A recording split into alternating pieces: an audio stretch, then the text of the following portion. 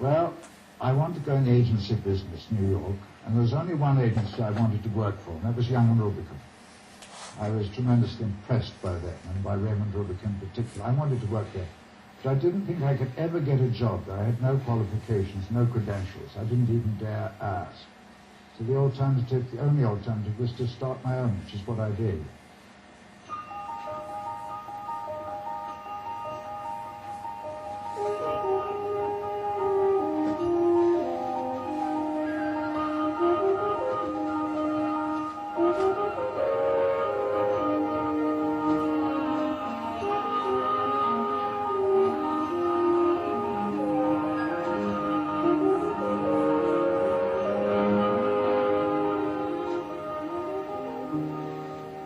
What was your first job when you came to the United States?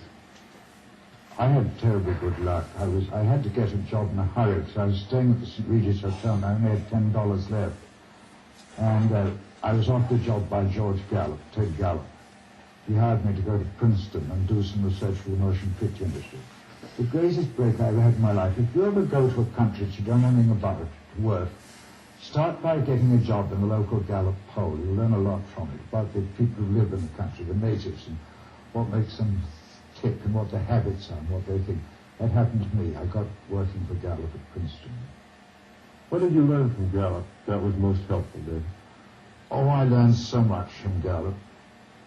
I suppose the most I've learned the research business, but in particular, he taught me the concept of analyzing the factors which make for success in advertising and the factors which make for failure. He was then research director of Young and Rubicon before he started Gallup and Robinson. And that's been invaluable to me over the years.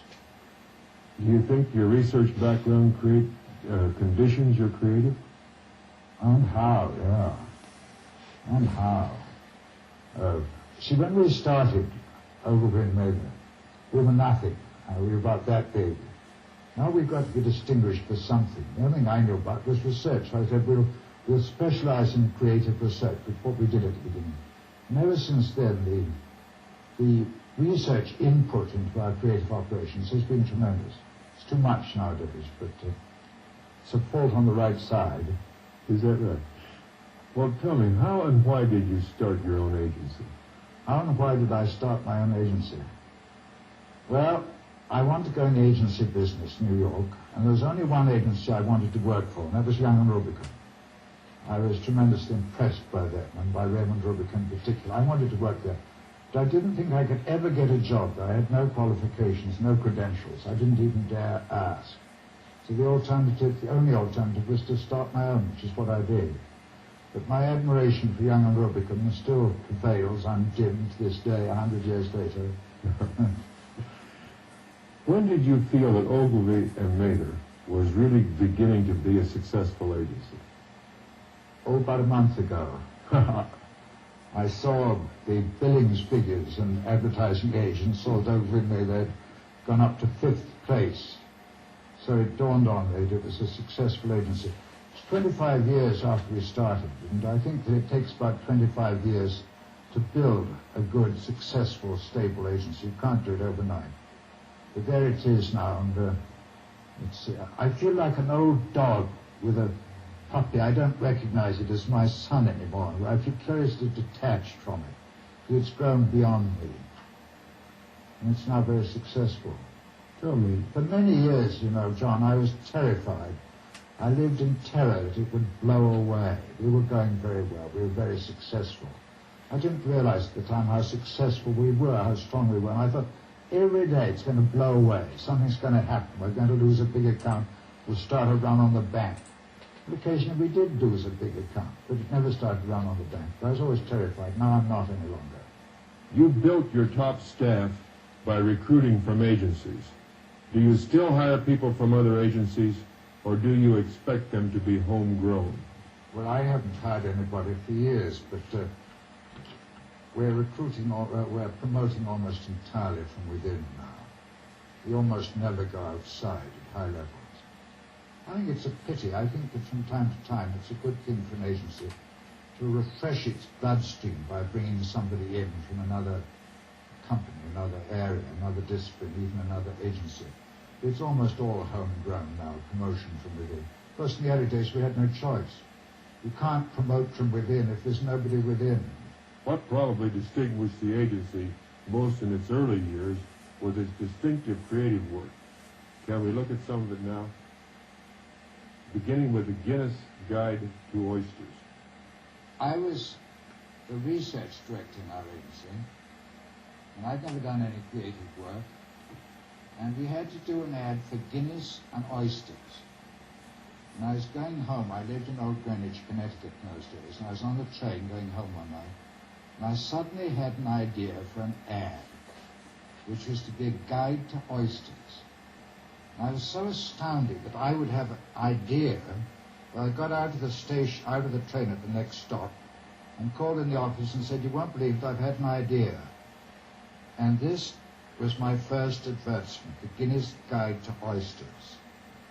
It led to a series, Guinness Guide to Game Birds, to Steak, to other things, to cheese. It was my first advertisement, and it appeared only in the New Yorker. Most of our ads in those days only appeared in the New Yorker. That was the first one. I think that was a good ad. Now the Hathaway shirt, the man in the Hathaway shirt. Yes. We were hired by the Hathaway Company in Waterville, Maine. The head of Hathaway came in to see me. He said, "We're 106 years old and we've never advertised. We're going to start advertising. Will you do it?" I was very crass in those days. I said, "How much? What are you going to spend?" He said, $30,000. Well, a tear fell from my eye. He said, "I'll tell you what, I know it's very small, but if you'll take the account, I'll make you 2 promises. I'll never change a word you write, and I'll never fire you." So we started advertising Hathaway shirts, and we did the account advertising for about 20 years, and never changed a word we wrote. And this is the first ad, the man in the eye patch. Here's where research came in handy. I'd read a book called Attention and Interest Factors in Advertising by Hal Rudolph, who'd been the research director in the wonderful Getchell agency. And he'd got a factor which he called story appeal in picture. And he showed that the more story appeal there was in a picture, in a photograph, the more people would look at your ad. So I wanted to do an ad for these Hathaway shirts. And I wanted to find this magic ingredient of story appeal. So after dinner one night at home, I sat down, wrote 18 ideas for this Hathaway advertising, for the story appeal element. The 18th was the eye patch, and that was the one we used. And that lasted for 19 years, that campaign. Because it's pretty good advertising apart from this, the eye patch. The copy is very good. It's all about the product. We don't mess around. And it follows all the things I think you should do. And, for example, the name of the brand name is in every headline. It's a good campaign. It also only ran in New Yorker, but it was really the Hathaway campaign which rescued Ogilvy and Mather from obscurity.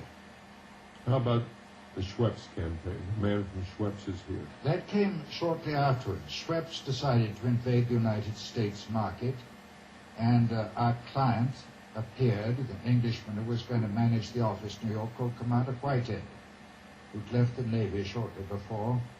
And I met him, and we persuaded him to be the sort of personal embodiment of the image of Schweppes to appear in all the advertisements. And here is the first Schweppes advertisement. Commander Whitehead arriving in New York. The man from Schweppes is here. He told me afterwards, I said, "What was in that briefcase which looked as if it was full of the secret formula for Schweppes?" He said, "A pair of my bathing suit." That was what was in it. That campaign lasted for 19 years. A good idea is one test for a good idea is how long will it last, and that Whitehead campaign for Schweppes lasted for 19 years too. Now Rolls-Royce. At 60 miles an hour, the loudest noise is the clock. That's a good ad, isn't it? I didn't write that headline. It's a quotation from an article which had appeared about 20 years before in an English automobile magazine. That's a good ad. I didn't know anything about automobiles in those days, but when we were hired by Rolls-Royce, I spent 3 weeks reading up on Rolls-Royce and came across that observation. Good ad. All all facts, no adjectives, all specific. Sold a lot of cars. Leo Burnett admired that ad very much. And I think more than anything else, it led to us getting the Shell account. Well, that's the next advertisement. Shell, one of the bulletin ads. Yeah, this is one of the first ads we did for Shell in newspapers. We were running about 5 of these a week. In those days, Shell were using all the media before we went to work for them. Newspapers, magazines, television, radio, outdoor. And they didn't think they ought to be using so many, and asked us if we should drop one of them. Well, we went and talked to all the people in Shell and said, if you had to drop all, or just one medium, which would you drop? They all gave the same answer. They said, we'd drop newspapers. Imagine their surprise when we recommended that they should use only newspapers. That's what they did for a year. We had 3 or 4 of these big ads a week. They worked, along with 2 other very important factors in our marketing mix. This Shell campaign arrested a decline in share of market which had been going on for some years. We were the first people, as far as I know, who ever actually advertised the gasoline. There'd been a lot of gasoline advertising before, but we talked about the product. And we told people what went in the product, all the ingredients in a gallon of gasoline, and of what they did for you. I'd always thought until then that gasoline was brought out of the earth by oil well and put in your car. But it's more complicated than that. There's a lot in it. We explained all this. It really was a great precedent in the advertising business, in the oil business. Well, after we'd been advertising Shell gasoline in newspapers for a year, we started in television, and we did these mileage commercials. Here is one of them. It's a long commercial and a very expensive commercial. I'll show it to you. These are the tracks of the Santa Fe, stretching west through Arizona. Indian country here, the land of the Navajo. Near at hand, the petrified forest, tree trunks 160 million years old, long since turned to stone. Up ahead, the fantastic rocks of Oak Creek Canyon. Now our tracks turn south, curving through the mountains, past the old ghost towns. Finally, the tracks unwind, 24 miles, straight as a rifle shot. Now the tracks are cleared, not for a train, but for an automobile. In a moment, engineers of the Shell Oil Company will send this car down these straight rails in an unusual demonstration of gasoline mileage. Top quality gasolines are blends of various ingredients. Each is there for a reason.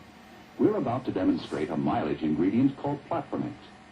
First we try Super Shell, but with platformate left out. 1 gallon. We start and let her go. No hills and no traffic to affect mileage, and no driver. Let's see how far we get without platformate. Half hour later, out of fuel, coasting to a stop. Let's mark the spot, go back to the beginning, and try Super Shell with platformate. 1 gallon. Same Ford Galaxy, same speed. If platformate really works, we ought to go farther. Here's where we stopped before, but with platformate, we keep right on going, more than a mile farther. That's why we blend platformate into Super Shell. We do everything we can at Shell to make our sign stand for excellence in the products we bring you, in the service we give you, at Shell stations everywhere. May we now look at Puerto Rico, the advertisement with the empty room and the cello? Yes, that's a good ad, isn't it? Wonderful. It's another example of story appeal in the picture. The obvious thing would have been to show Pablo Casals sitting there playing the cello. But instead we show this empty room with the cello leaning against the chair. That's story appeal. Why is the room empty? People want to know. And they go over here and read the copy, and that's all about the product, the Casals Festival. When they've read the copy, they call their travel agents and buy a ticket. That Puerto Rico campaign of ours, which has been going on, off and on, for more than 20 years led directly to our getting hired by Sears Roebuck in Chicago. And here's one of our first Sears ads, how to buy mink at Sears. That's a good ad, using an essentially editorial format, one of a long series. Now, how about Dove? We started advertising Dove about 20 years ago, and that campaign didn't change much for 20 years. It's been a very successful product. It's got a good margin. We started off so much in the New Yorker with fancy campaigns like Hathaway and Rolls-Royce and Guinness. And I remember one day a delegation came to see us from Procter & Gamble in Cincinnati. They came into my office. They were scouting us. They were wondering if they should give us a brand. I'm very excited to get a visit from Procter & Gamble. I got all these New Yorker sophisticated ads pinned up on our bulletin board.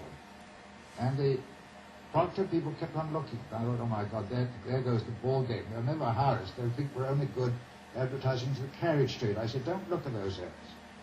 And the man from Procter, one of them said a thing I liked very much. He said, we assume that if you're as good at solving that kind of problem as you are, you'll be good at solving other kinds of problems equally well. I thought they were going to hire us, but the following day we got hired by Lever Brothers in New York, so they got there first and we went to work for them.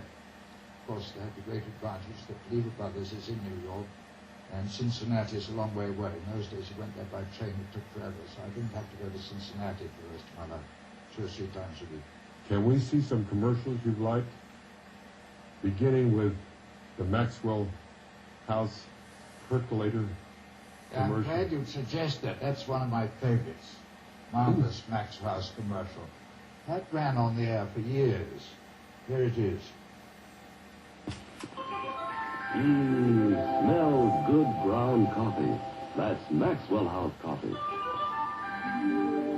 Listen to the sound of the Maxwell House coffee pot at work.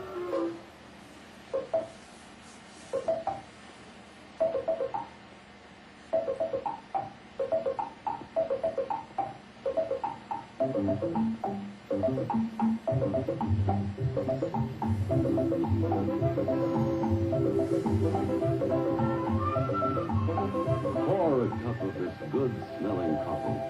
It will taste as good as it smells because it's good ground Maxwell House. Maxwell House coffee is good to the last drop. Enjoy the rich, fresh taste of Maxwell House coffee. The ground coffee that tastes as good as it smells every time. Maxwell House.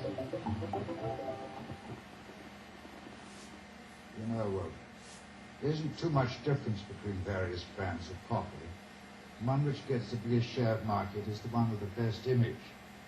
And Maxwell House owes its place in the market, I think, really, to an advertising campaign that J. Walter Thompson did for them from 1918 on, for the next few years. It was in print. And they gave Maxwell House a unique image. And then they went over to Benton and Bowles, and they did a marvelous job on the image of Maxwell House. Then they were going to change again. And I remember my old friend Ralph Starr Butler, the old advertising director of General Foods, had retired. But he said to General Foods, there are only 2 agencies which can do this job for Maxwell House. One is Leo Burnett in Chicago, and the other is over Greenway in New York. And it came to us. And this one commercial was seen. About all we did for 4 or 5 years. It was all on the product, you notice. The product was the hero. I'm very keen on that. There's no extraneous stuff. It's all about coffee. When we first got the account, I went over with some of my friends, colleagues, to their factory in Hoboken. And you could smell the coffee being roasted as you came into Hoboken. And I said to someone in the car, doesn't coffee smell wonderful? If only it tasted as good as it smelled. And we used that as our promise. Maxwell House tastes as good as it smells. It's an interesting commercial because it was made by a committee. And I always say committees can't create. They did. So I had that thing, taste as good as it smells. And somebody else, either Reva Corder or Dave McCall, had the idea of the perking coffee pot. And 3 of us got together on that commercial, which just proves that there are no rules. Committees can create. Here's one of our other early commercials for Pepperidge Farm Bread, their first television commercial. There's something in this commercial which I like particularly. You see the old baker driving up the lane with a pair of white horses. It was an idea I had in my sleep. I dreamed it. And I woke up. I had the good fortune to wake up at 2 o'clock in the morning and wrote it down. And that went into the commercial. Howdy, ma'am. Can't stop now. Got to deliver Maggie Rutkin's new Pepperidge Farm frozen pastries. Ever hear the like? Frozen puff pastry. Say you want old-fashioned home-baked apple turnovers. You just open up a package of them new puff pastry turnovers from Pepperidge Farm, pop them in your oven, still frozen, mind you, and watch 'em rise. When they get flaky and sort of golden brown, they're done. Maggie's making puff pastry in apple, blueberry, raspberry, and lemon turnovers. But puff pastry ain't all she's making. There's apple strudel, the likes of which you've never set your teeth into. Love that apple strudel. And a horse by that name once. Say, pick up a batch of Pepperidge Farm frozen pastries at the store, huh? They taste mighty good, 'cause you bake 'em yourself.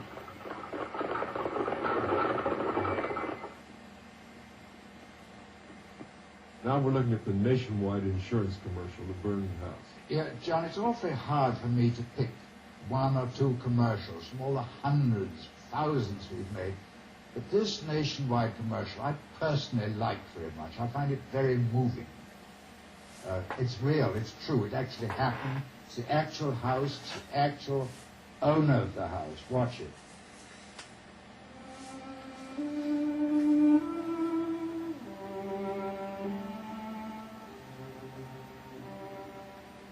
Ruined. Completely ruined. The fire absolutely gutted our house. Nobody was hurt, and we saved some of the furniture. But everything else is gone. And because of what inflation has done to rebuilding costs, even our insurance isn't enough. We had a fire in the fireplace, and it caught in the adjoining wall. That was it.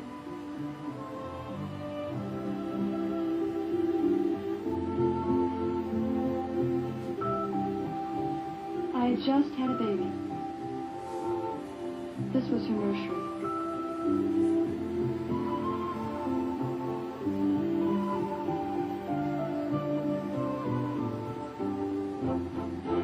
Upstairs, gone. Completely destroyed. Insurance gave us every penny they said they would, but it's not enough. Thanks to inflation, we were 40% underinsured. Because of this, Nationwide Insurance has a homeowner's plan that keeps pace with inflation, monthly, whether building costs go up or down. It's based on U.S. Department of Commerce cost indexes, and it helps make sure that if your house burns down, you get it back. Homeowners insurance with inflation protection, part of Nationwide's blanket protection for your family or your business. We're trying to sell it as is. The land's good.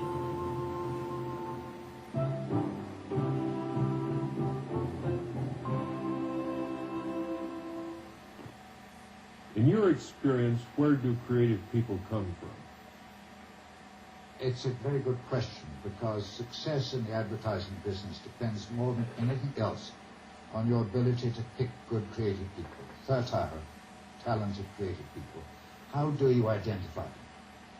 Well, I don't know. I recently asked 12 of our best creative people around the world what they look for when they're hiring young creative men and women. And they sent me long memos about it. And there's some threads which run through all of them. They look for people with a sense of humor. That seems to be important. They look for people who show curiosity about a lot of subjects. They look for people who will stick to their guns, who aren't pushovers. They look for people who have original minds. They look for hard-working people.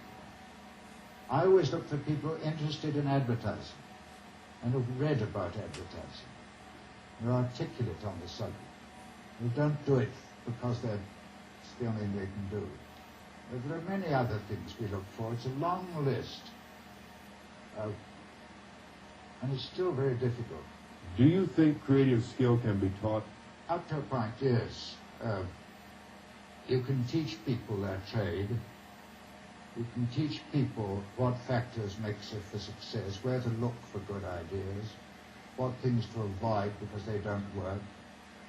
You can't teach a native talent, I think. But yes, by and large, you can teach it. And teaching is very important.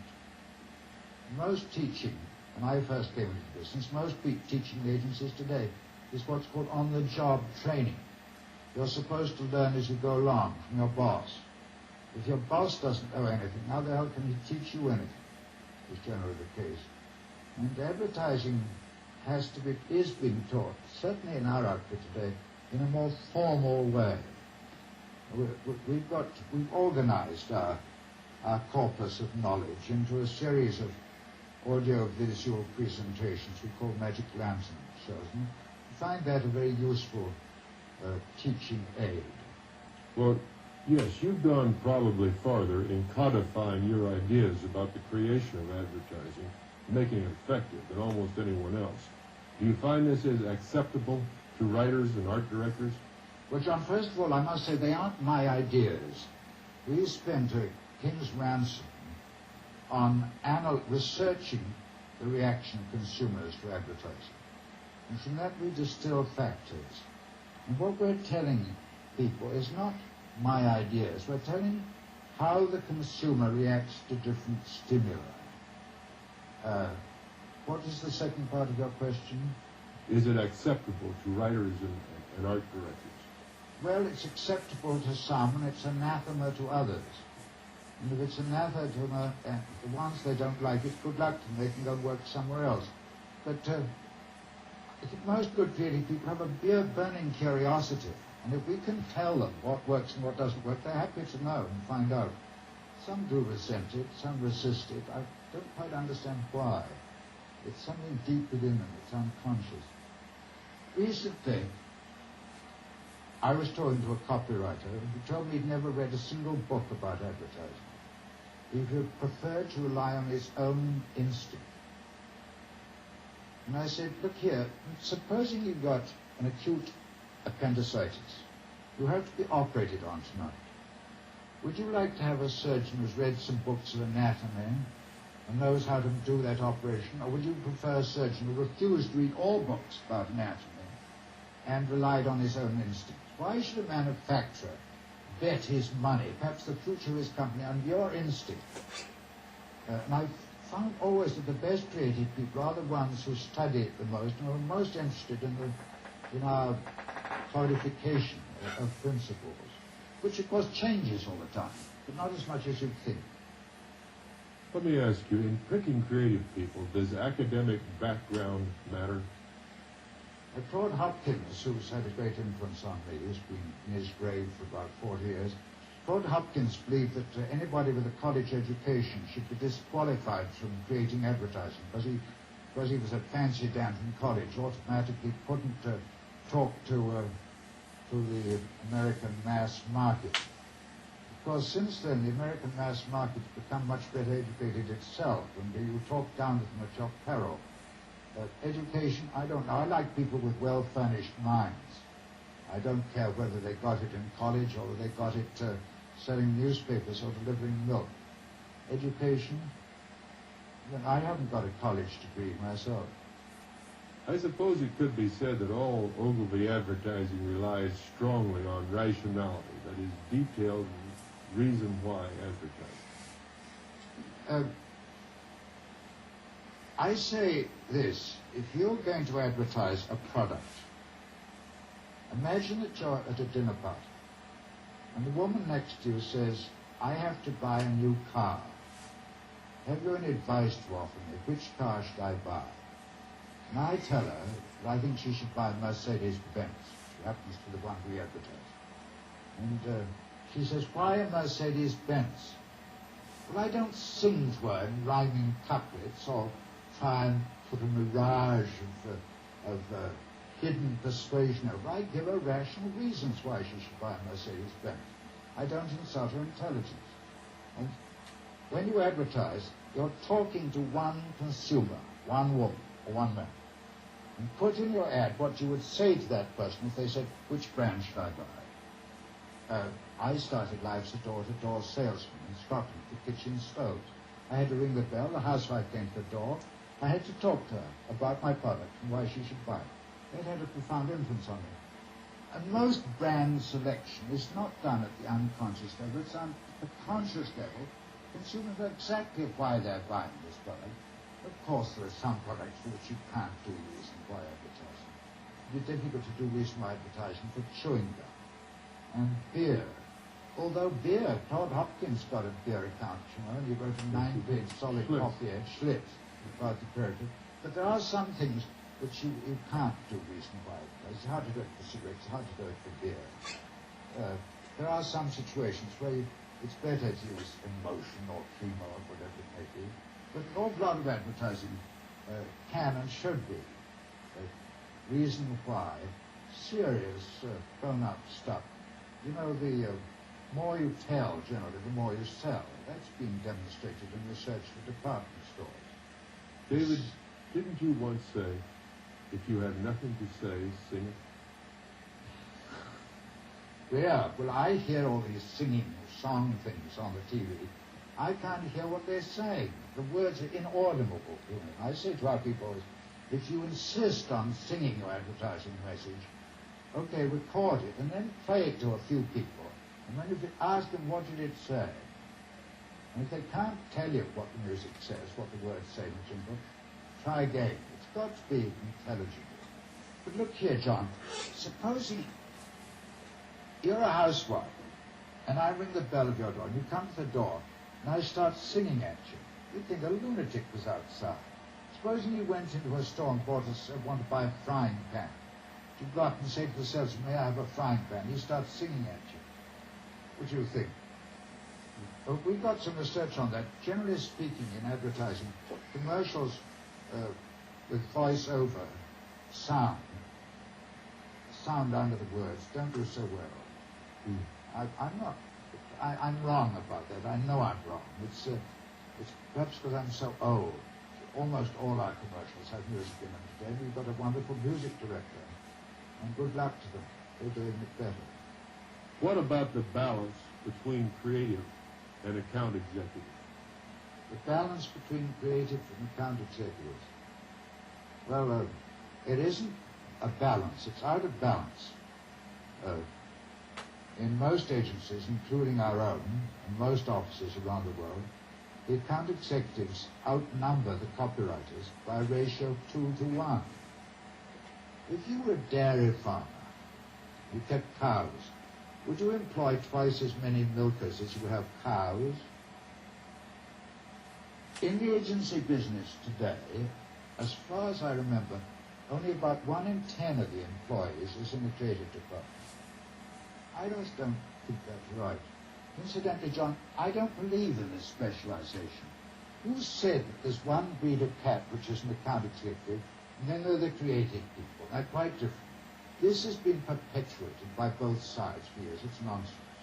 I think we're going to get into a period of generalization, of generalist, where you'll have people who are both account executives and copywriters, or whatever it may be. I'm seeing that begin.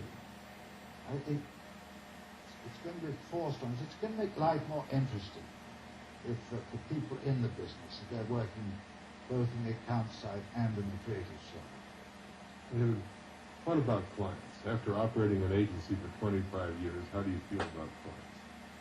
Some of my best friends are clients. You can't get on without clients. And the great thing is to have the right clients. There are plenty of agencies and plenty of clients. And you need to try and match them up so that the relationship is a good one. Happy marriages fructify, and unhappy marriages don't. And it's a terrible thing if a client gets the wrong agency, wrong for them, or if the agency gets the wrong client. The relationship should be a happy one, a congenial one, a productive one, a suitable one, an appropriate one. Do you think there are differences in the perception of advertising between top management of clients and, say, brand managers or product managers? Yes, indeed. Of course, it depends on where the top management of clients come from. If the head of a big corporation has been their house lawyer, he won't have much of an idea of advertising when he gets to be chairman of the board. If, on the other hand, like some of the heads of companies I know, they started as brand managers or advertising managers, it's another matter. Generally speaking, I find that the top people in companies take a broader view of their advertising. And I think it's often a more intelligent view, and they're more prepared to delegate to the agency the creative job. I ran into an awful problem as I got older in the agency business. I became impatient with young brand managers, and I found it very difficult to put up with what I thought was often rather inane performance on their part. And I always tried to give clients advice. I wanted to say to the clients, here's what I would do if I owned your business, if I was head of your company. And a lot of agencies, don't like the client taking any part in the advertising. They want to keep them outside. A lot of creative people are awfully resentful of any intrusion by a client into the creation of the advertising campaign. I think that's very heartless. After all, it's the client's money, and it's the client's product, and it's the good name of the client. Shouldn't you be allowed to say it? It's inhuman. Here's an ad. If you don't like it, you're down. You don't change the word. It's him you're advertising. And it's his product. It's his money. It's his company. I think that I've had some very good relationships with clients where we were doing cooperative jobs. The head of the Hathaway shirt company for many years, Ellerton Jette, he used to send me deluge with ideas for Hathaway ads. I'd get, say, 10 a month. And I'd throw most of them away. They were lousy. But every 10th I'd use. He said to me one day, do you mind my sending you ideas for ads? I said, as long as you won't tell anyone where I get my ideas, I love it. There's been a tendency to think that more and more marketing expertise has tended to move to the client from the agency. Is this your experience? Yes, it is.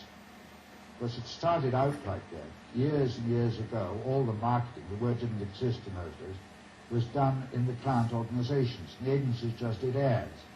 And then Rubicon started. He called it his merchandising department. We would call it marketing. He started. Same thing.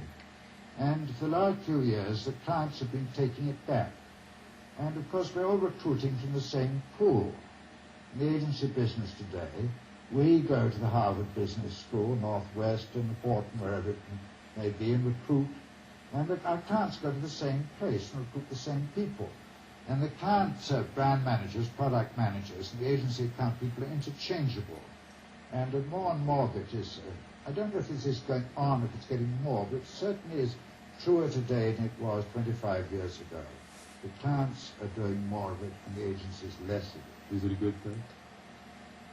I don't know whether it's a good thing or a bad thing. I think it's better not to duplicate the function.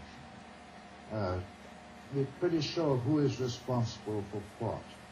I'm sorry to say that a lot of advertising managers around the world, and I think it's increasing, rather small-minded people who are looking at the whole advertising thing through the wrong end of the telescope. They're looking like that to see how small, their chief conception is, preoccupation is how small amount of money can I pay our agency. It's very stupid, it's very short-sighted. Turn the telescope around and say, how big a result can I get out of the agency? My friend John Capel says he's seen one advertisement sell 19 times as much for a product as another ad for the same product. The difference is the order of magnitude of 19 to 1. And that's what the advertising managers should be worrying about, and not how cheese-paring can I be with our agency. This is a very serious disease.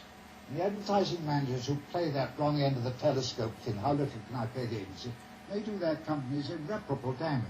It's time somebody pulled the whistle on them.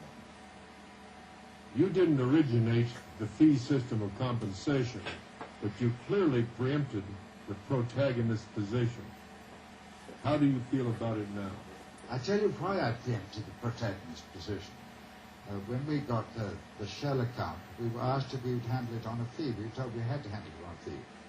So I agreed to it against the advice of some of my elders and betters in the advertising agency world. And I thought, this is going to leak out. You can't keep this a secret. And when it leaks out, people are going to say Ogilvy and Mather got that account because they cut the price, which wasn't true. So we came out with it and made a clean breast of it and told the advertising world at large we were doing open fee. Actually, our fee was bigger than the commission. Our client said to us, I want to pay by fee, not by commission. I want, when you come to me and say spend more on advertising, I don't want to suspect your motive. And he said, I don't care what the fee is, it's immaterial, charge what you think you need. So that's what we do. What's the second half of your question? Do you still feel like a protagonist for the fee, David? Oh, I'm bored to tears with the subject, John. Well, we got that fee thing going more or less, and then more and more of our clients went on a fee. And I got so sick of it, because whenever I go and see a client, all they want to talk about was our system of compensation. It's so arid. I didn't want to talk about that at all. I want to talk about the advertising. If you go and see your lawyer, and all you discuss with your lawyer or your doctor is the fee, about how you're going to pay it. So I got fed up with it. I don't care how people pay, as long as they pay us enough, as long as we can make a decent profit out of it. Let me ask the question again. Do you hire people from outside? Well, you know, when you hire people from outside, it's very important how you did it, how you do it. We had a board meeting some time ago, and when we sat down, every director had at his place one of these Chinese dolls. And I said, open it. I said, that's you, open it. So they opened it, and the doll got smaller and smaller, and they opened it up, and each one got smaller and smaller. And finally, they got to the very inside, this little tiny doll in here, and in it they found a little motto, which I had written, and I'll read out and tell you what it says. They unfolded it. It said, if you always hire people who are smaller than you are, we shall become a company of dwarfs. If, on the other hand, you always hire people who are always bigger than you are, we shall become a company of giants. So let's go up from there rather than down and pick the dwarfs. Hiring from outside, I think I practiced what I preached. I hired Jock Elliott, who was much bigger than me, and Andrew Kershaw, S.D. Stoll before them. Try and hire people bigger than you are. You've got to be fairly secure psychologically to run that risk, but it's worth doing. But most people, when they hire outside, they get smaller and smaller and smaller and smaller. It doesn't take long before they get kind of dwarfs running around. May we talk about media for a moment? Do you think advertising on television is a good idea? What do you think of television in the United States? I don't know if we're talking about programming or commercials or what. Advertising on television, of course, is certainly a terrific advertising medium for a great many products, but perhaps for most products. Nothing like it for moving merchandise. Whether it's good for the body politic in general to have advertising on television is another question altogether. Someone said the other day, the sound of selling is the dirge of our times.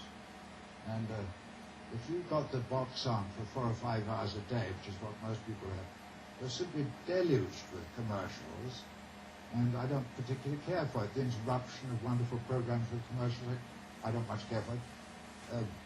In Europe, it's much better controlled. In France, for example, the commercials don't interrupt the programs. They become between the programs. Same thing in Germany. European countries don't have the clutter that there is in American television. There's some products you can't advertise on television, of course, like booze and cigarettes. Yes. Well, what about the advertising business? Is it a better business? In print, in the United States, it's worse, I believe. The magazine advertising today that I see in the United States is not as good as it was 25 years ago. It's a dying art. The big agencies today, most of them only about less than 20% of their billing is in print. Most of it in TV. The TV's been getting better and better, and the print's getting worse and worse. This is getting to be a very serious problem. I was talking to a big international advertiser, a huge worldwide company, and they said, we've got products which we want to put in magazines for various reasons, one of them being that the budgets aren't really big enough for television. We can't find agencies which do good print advertising. It's a dying art. They don't know anything about it. And you know, there's more research has been done on food advertising than any other category. It's been going on for 40 years. And they say we've talked to these agencies all over the world, and they don't know any of that research. They don't know how to do it. But television has got better. Of course it's got better. And print has got worse. I'm awfully interested in print, I suppose because I started there. And I'm trying to bring about a sort of renaissance of print advertising, where I can. Radio advertising. Radio is the Cinderella medium, I would say. I suppose in New York, I don't know what the percentage is, but it's one of the smaller media. But today, more and more advertisers are finding they just can't afford to be in television. So where do they go? Well, radio is one of the places they can go. Now, when it comes to radio advertising, there's a very serious shortage of research. I know quite a lot about how to make good TV commercials and how to make good print ads. I don't know much about how to make good radio commercials because I can't lay my hands on research. We've done a little experimental research, tried to find out what factors make for good radio commercials. It's under-researched, and I think it would pay the radio advertiser, the radio media, to get together and sponsor some good research, to teach us people in the ad business how to use it more effectively. For some countries, in some countries, 30% of our billing is in radio. I think it is in South Africa, for example. If it had not been advertising, what else would you have chosen to work in? Well, I would have had to try and find something else I could do. I would like to be an archaeologist. I wouldn't have been good at it. I would like to be a history professor. I flunked that. It's what I started out with. God knows what I would do. I'll tell you an interesting thing. I don't know if you know what your IQ is, but I found out what mine is recently. I bought a book on the IQ. And at the back there were several tests, and I administered them. I did the first one. Well, I knew I wasn't going to be 170. It was a genius. I thought maybe 140, 145 even, which is what a good lawyer might have. I did this first test, and I looked up and I said, oh my God, there's some mistake. And I did 6 of them. I got the same result every time, 96, which is par for ditch diggers. Thank God I didn't know that when I was a kid, so I'd have gone out and been a ditch digger. For a few days after I made this awful discovery, I was miserable. But then I thought, no, I've gone through life carrying this awful handicap of being so dumb, and I've managed to do very well in spite of it. Hooray for me. I don't know what the hell I would do. I don't suppose I'll ever have a chance to find out in this other second incarnation. You're often credited with having invented the concept of brand images. Is this correct? No, it isn't correct. I know I'm credited for that. What happened was there was an article in the Harvard Business Review on the whole concept of brand images, and I read it. I had to make a speech to Foy's meeting shortly after, and I didn't know what to talk about. And very few people have read this article in the Harvard Business Review, so I took it and made a popular speech out of it, reached a much larger audience. And that sort of put the brand image concept on the map. It was their thought, their idea, their research, their scholarship, and my evangelism to put it on the map. And of course, in other areas, there's a lot of trouble because a friend of mine, when I said, my God, he was son of a bitch. I can't keep on calling us up now and saying, what's our brand image? What are we to say? But I'm very keen on the whole idea of brand image, and it's not considered enough by advertisers as much as it ought to be. Generally speaking, the brand with the most favorable image is the one which gets the biggest share of market in the long run. Speaking of brand image, is it difficult to research? It's not only difficult, it's impossible, really. I mean, it's impossible to... Most commercials today are being tested for recall. One commercial is tested once for recall. I don't know any advertiser, any client who believes in this system. I don't know any agency which believes in it. I don't know any creative person who believes in it, and they all go on doing it. I don't know why. It's very demoralizing. But if you accept the idea that the image of the product is a long-term, serious, determining factor in its success in the marketplace, you've got to put advertising out which will create or burnish that image over a period of many years. There's no research technique known to man which will predict that. You've got to use judgment. And judgment is an unfashionable word today in the advertising business. They all want to use research. As someone said, wasn't me, I think, they use research as a drunkard uses a lamppost for support and not for illumination. But this is a very important thing. You cannot use research to predict which of, say, 6 campaigns or 2 campaigns will in the long run do the most for the brand. And you've got to use judgment.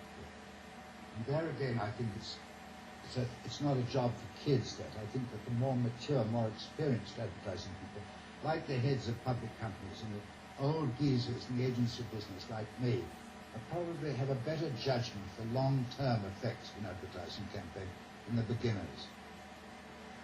You are also credited with inventing the concept of positioning. Is that correct? No, it isn't. I never invented the concept of positioning. It's a big buzzword today. Wherever I go, all our offices, everybody talks about positioning from one to another. They none of them mean the same thing. They don't. I wrote to the heads of all our offices the other day and said, please send me a telex defining what you mean by the word positioning in 15 words or less. We've got a fairly wide range of definitions. Positioning, I've no doubt, is very important. I'll tell you a curious thing. You can have correct, optimum position and still come out with an advertising campaign that has no effect at all, or even a negative effect. And you can have very remarkable advertising, which may not be right in terms of positioning, but can still sell an awful lot of the product. I've had about 10 great ideas in my life, advertising ideas, which isn't many, it's more than most people have had, but I've had about 10. And I never heard of position before the time I did that.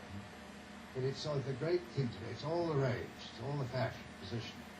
And I know it's important, but oh my God, it's been overdone. It's been overused. And a lot of positioning things, but the positioning is finally decided after months of philosophical discussion and debate. Often the positioning statement becomes the advertisement or the commercial. It's dead. There's no idea. There's no life in it. I didn't invent positioning. I'm always preaching in favor of it, but I didn't invent it. Have you any advice to offer young creative people on how to create good advertising? Advice? I talk for hours on this subject. First thing I say is be more ambitious. Don't bunt. When you get a job to do a storyboard or an ad, try and hit the ball out of the park every time. Don't bunt. Compete with the immortals. If you're going to do an automobile campaign, try and make it the greatest automobile campaign that any agency has ever done at any period. You won't always succeed. Reach for the stars, as Leo said. Sometimes. Be more ambitious, that's the first thing. The next thing is know your product. Study your product. Really work on knowing about the product. The more you know about the product, the more likely you are to sell it. Study the precedents. What other agencies have done, what campaigns they've done for similar products, and know all about that. Work like a son of a bitch. Work hard. Try and use your unconscious. Most great ideas come from the unconscious. And it's pretty hard if you're sitting in an office to have your unconscious throw ideas up to you through the telephone lines. I never wrote an ad in my life in the office. I always did it at home. At night, generally, after dinner, maybe I had a good bottle of wine, which helps you get in touch with the unconscious. Or shaving, then you get in touch with the unconscious. But ambition is the key. Try and do remarkable work. Try and be great. And don't present anything unless you've got a great idea. I say to people when they want to show me some campaign, before I look, I say, have you got a great idea? And if they say no, I say, well, I won't look at it. Go away and try and get a great idea. Try and get great ideas. Great ideas that nobody's ever had before for the last few years. Ambition. It's the lack of ambition which cripples most people and makes them so pedestrian in the advertising creative business.